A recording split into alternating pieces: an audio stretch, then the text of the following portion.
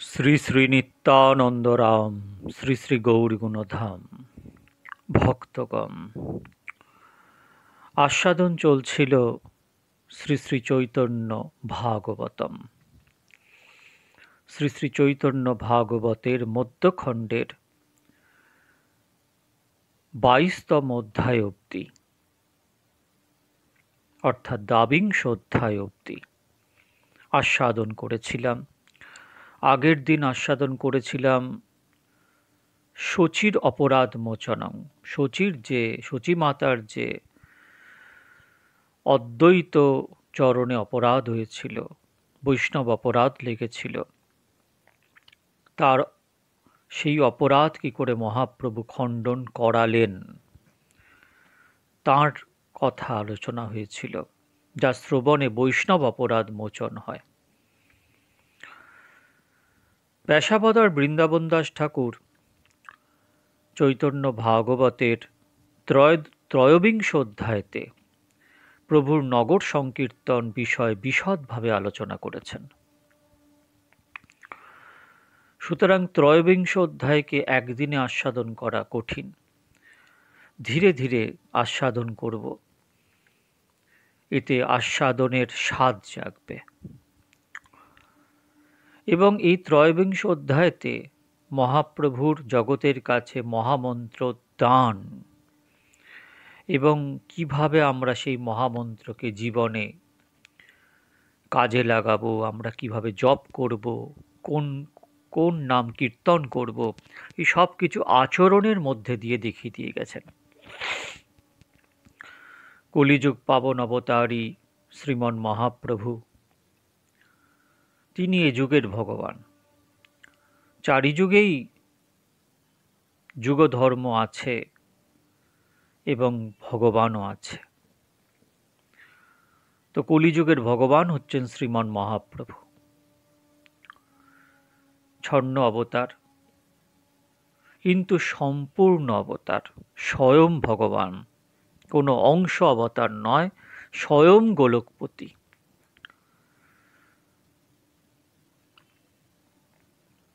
ব্রজে যে রাধাকৃষ্ণ লীলা, যে নিকুঞ্জ লীলা হয়, সেই ব্রজলীলার যে পরিণতি, তাই আমার গৌরাঙ্গ লীলা, তাই নবদ্বীপ লীলা, তাই নামরাস লীলা।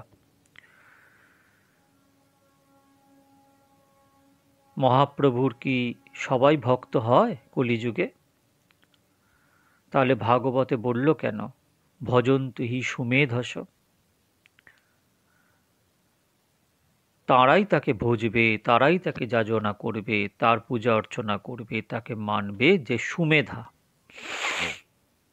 সাধারণ মেধা তো অনেকেরই আছে, বিশেষ মেধা অনেকের আছে, কিন্তু সুমেধা, মেধাবীদের মধ্যেও যিনি আবার সুমেধাবী, সেই সুমেধা, তারাই মহাপ্রভুর ভক্ত হবে, মহাপ্রভুকে কাছে টেনে নেবে, মহাপ্রভুর চরণে মস্তক অবনত করবে। তো ভগবান আনন্দ স্বরূপ, ভগবান গৌরাঙ্গ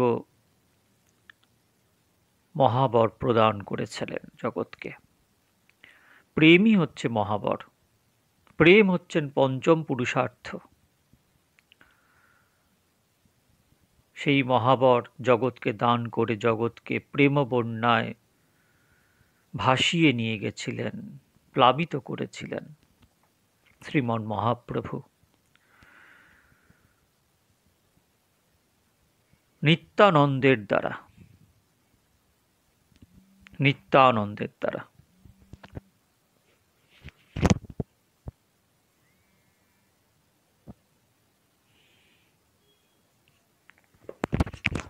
নিত্যানন্দের কৃপায় শ্রীমন মহাপ্রভু এই জগৎকে প্লাবিত করেছিলেন। আসুন ত্রয়োবিংশ অধ্যায় আস্বাদন করা যাক। জয় জয় শ্রীকৃষ্ণ চৈতন্য গুণনিধি, জয় বিশ্বম্ভর জয় ভবাদির বিধি, জয় জয় নিত্যানন্দ প্রিয় দ্বিজরাজ, জয় জয় চৈতন্যের ভকত সমাজ। হেনমতে নবদ্বীপে প্রভু বিশ্বম্ভর ক্রীড়া করে নহে সর্বনয়ন গোচর। দিনে দিনে মহানন্দ নবদ্বীপপুরী, বৈকুণ্ঠ নায়ক বিশ্বম্ভর অবতরী।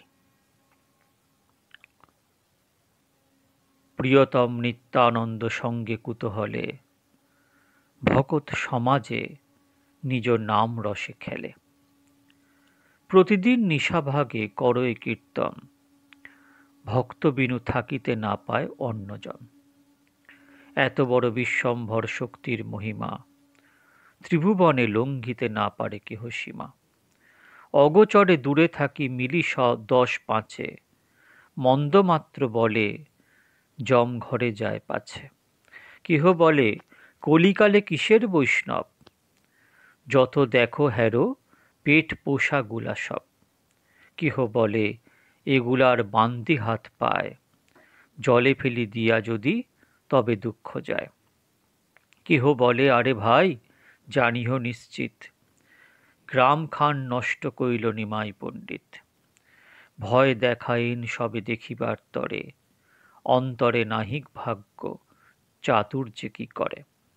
সংকীর্তন করে প্রভু শচীর নন্দন, জগতের চিত্তবৃত্তি করয়ে শোধন।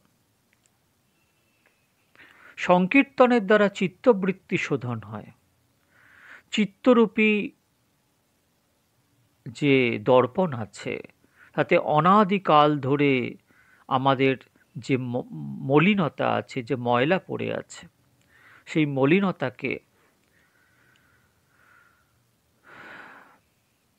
নাম সংকীর্তনের দ্বারা পরিষ্কার করতে হবে। এটাই শ্রীমন মহাপ্রভুর আজ্ঞা। শিক্ষাষ্টকে মহাপ্রভু প্রথমেই উনি বলছেন চেত দর্পণ মার্জনম, ভব মহাদাবাগ্নি নির্বাপনম, শ্রেয়কৈরব চন্দ্রিকা বিতরণম, বিদ্যাবধূ জীবনম, আনন্দম বুধির্বর্ধনম, প্রতিপদম পূর্ণামৃতাস্বাদনম, সর্বাত্মসপনম, পরম বিজয়তে শ্রীকৃষ্ণ সংকীর্তনম। পরম বিজয়তে শ্রীকৃষ্ণ সংকীর্তনম। অনাদিকাল ধরে জীবের চিত্তরূপী দর্পণের ওপর মলিনতা পড়েছে, তাই সে নিজের মুখই দেখতে পায় না, গৌর গোবিন্দের মুখ দেখবে কেমন করে। আত্মজ্ঞানী হলো না, নিজেকেই সে জানতে পারল না। আর যতক্ষণ না নিজেকে সে জানতে পারছে, ততক্ষণ পর্যন্ত গৌর গোবিন্দকেও জানতে পারবে না। কৃষ্ণ ভুলি সেই জীব অনাদি বহির্মুখ, তাই মায়া তারে দেয় সংসার দুঃখ। কবে থেকে ভুলে গেছে জিজ্ঞেস করো না, অনাদিকাল থেকে ভুলে আছে, বহির্মুখ হয়ে আছে। মায়ার দিকে আকৃষ্ট হওয়ার জন্য গোবিন্দকে ভুলে গেছে। গোবিন্দ তো কৃপা করতে চাইছে, কিন্তু জীব তো বিপরীত দিকে চেয়ে আছে, মায়ার দিকে চেয়ে আছে। গোবিন্দ কৃপা দৃষ্টিতে তার দিকে চেয়ে আছে, সে মায়ার দিকে চেয়ে আছে। কিন্তু ব্রহ্মাণ্ড ভ্রমিতে কোনো ভাগ্যবান জীব গুরুকৃষ্ণ প্রসাদে পায় ভক্তিলতা বীজ। যদি এর মধ্যে কারো কোনো জীবনের কোনো জীবের কোনো একটা পুণ্য থাকে, তখন সে গুরু গোবিন্দের চরণে রতি হবে, আশ্রয় লাভ করবে। গুরু গোবিন্দ স্বরূপ গুরুদেব যা তাকে দান করবেন, নিষ্ঠা সহকারে তা পালন করবে। জীব যদি একবার তার দিকে ফিরে তাকায়, সে দেখতে পাবে যে গোবিন্দ তার দিকেই তাকিয়ে আছে। দুই চোখ মিলে চারি চোখ এক হয়ে যাবে, অনাদিকালের ভববন্ধন নাশ হয়ে যাবে, অনাদিকালের অনর্থ নিবৃত্ত হয়ে যাবে, এবং সেবানন্দ প্রাপ্তির দিকে মানুষ এগিয়ে যাবে। এর বাইরে আর কিছু নেই। কিন্তু সেটা হবে কি করে? মহাপ্রভু বলছেন পরম বিজয়তে শ্রীকৃষ্ণ সংকীর্তনম। এখানে মহাপ্রভু নগরে নগরে সংকীর্তন যজ্ঞ করছেন, সঙ্গোপে সংকীর্তন গিয়া দেখি তরে। উনি বলছেন যে সংকীর্তন করে প্রভু শচীর নন্দন, জগতের চিত্তবৃত্তি করো এসোধাম।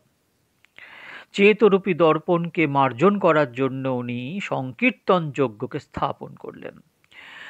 সংকীর্তনৌ কপিতরৌ, সংকীর্তনের পিতা হচ্ছেন স্বয়ং ভগবান গৌরাঙ্গ।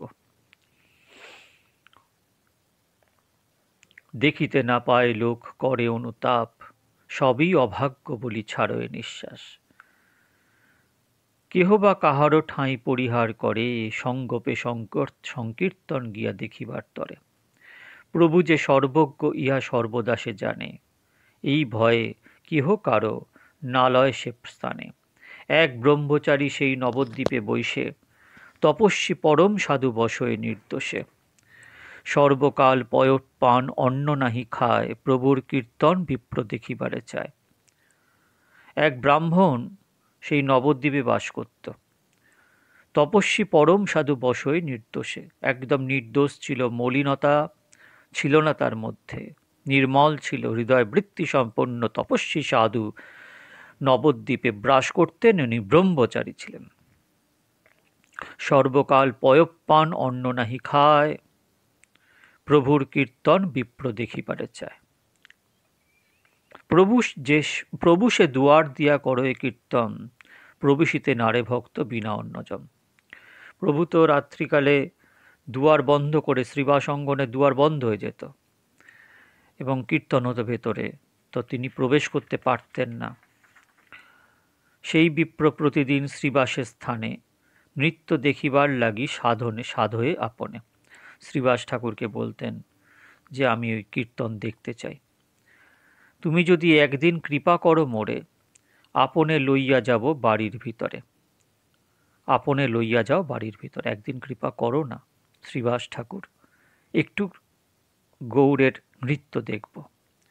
তবে সে দেখিতে পাও পণ্ডিতের নৃত্য, লোচন সফল করো হও কৃতকৃত্য। এই মতো প্রতিদিন সাধয়ে ব্রাহ্মণ, 8 দিনে শ্রীনিবাস বলিলা বচন। তোমারে তো জানি সর্বকাল বড় ভালো, ব্রহ্মচর্যে ফলাহারে গোঙাইলা কালো। ফলাহার করো, অন্ন খাও না, অন্ন গ্রহণ করো না, ফলাহার করো, ব্রহ্মচর্য পালন করো। এইভাবে তুমি জীবন কাটালে, কোন পাপে নাহি জানি তোমার শরীরে, দেখিবার তোমার তো আছে অধিকারে। প্রভুর সে আজ্ঞা নাহি কেহ যাইবারে, সঙ্গোপে থাকিবাই বলিনু তোমারে। আমি জানি না তোমার কোন পাপ যে প্রভু আজ্ঞা নেই, তাও লুকিয়ে লুকিয়ে দেখো। এত বলি ব্রাহ্মণের লইয়া চলিলা, একদিকে আর হই সঙ্গোপে রহিলা। নৃত্য করে চতুর্দশ ভুবনের নাথ, চতুর্দিকে মহাভাগ্যবন্ত বর্গসাত। গিয়ে দেখলেন যে মহাপ্রভু মহাজনদের সাথে নৃত্য করছেন। কৃষ্ণ রাম মুকুন্দ মুরারি বনমালী, সবে মিলি গায়ে হই মহাকুতূহলী। নিত্যানন্দ গদাধর ধরিয়া বেড়ায়, আনন্দে অদ্বৈত সিংহ চারিদিকে ধায়। পরানন্দ সুখে কেহ বাহ্য নাহি জানে, বৈকুণ্ঠ নায়ক নৃত্য করো আপনে। হরিবোল হরিবোল হরিবোল ভাই, ইহা বই আর কিছু শুনিতে না পাই। অশ্রুকম্প লোম হর্ষ সঘন হুঙ্কার, কেহ কহিতে পারে বিশ্বম্ভরের বিকার। সর্বজ্ঞের চূড়ামণি বিশ্বম্ভর রায়, জানে দ্বিজ লুকাইয়া আছো এথায়। রহিয়া রহিয়া বলে প্রভু বিশ্বম্ভর, আজই কেন প্রেম যোগ না পাই নির্ভর। আজ প্রেম যোগ পেলাম না কেন, কেন প্রেম অনুভব হচ্ছে না? কেহ জানি আসিয়াছে বাড়ির ভিতর, কিছু নাহি বুঝি সত্য কহ দেখি মোরে। ভয় পাই শ্রীনিবাস বলয়ে বচন, পাষণ্ডের ইথে প্রভু নাহি আগমন। প্রভু এখানে পাষণ্ডের কোনো আগমন হয়নি। সবে এক ব্রহ্মচারী বড় সুব্রাহ্মণ, সর্বকাল পয়ঃপান, নিষ্পাপ জীবন, ফলাহার করেন, নিষ্পাপ ব্রহ্মচারী, তিনি এসছেন। দেখিতে তোমার নৃত্য শ্রদ্ধা তার বড়, নিভৃতে আছো এ প্রভু জানিয়াছে দর। নিভৃতে সে লুকিয়ে লুকিয়ে তোমার নৃত্য দেখছে। শুনি ক্রোধাবেশে তবে বলে বিশ্বম্ভর, ঝাট ঝাট বাড়ির বাহির লইয়া কর। তাড়াতাড়ি তাকে বাইরে বাইরে করে দে। মন নৃত্য দেখিতে উহার কোন শক্তি, পয়ঃ পান করিলে কি মতে হয় ভক্তি? শুধু আমি ফলাহার করলাম, তাতেই কি আমার ওপর ভক্তি হয়ে গেল? ওর নৃত্য, আমার নৃত্য দেখার ওর কি শক্তি আছে? তাহলে ভাবুন, মহাপ্রভু শ্রীবাস অঙ্গনে যে নৃত্য করতেন সেটার অধিকার সবার নেই, তাই জন্য দরজা বন্ধ করে দিয়েছিলেন। দুই ভুজ তুলি প্রভু অঙ্গুলি দেখায়, পয়ঃ পানে কভু মোরে কেহ নাহি পায়।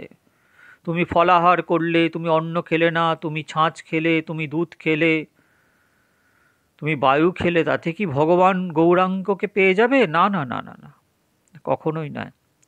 চণ্ডালেও মহার শরণ যদি লয়, সেও মোর মুই তার জানিও নিশ্চয়। যদি চণ্ডাল আমার শরণ নিয়ে নেয়, সেও আমার এবং আমি তার, সেটা জেনে রাখো।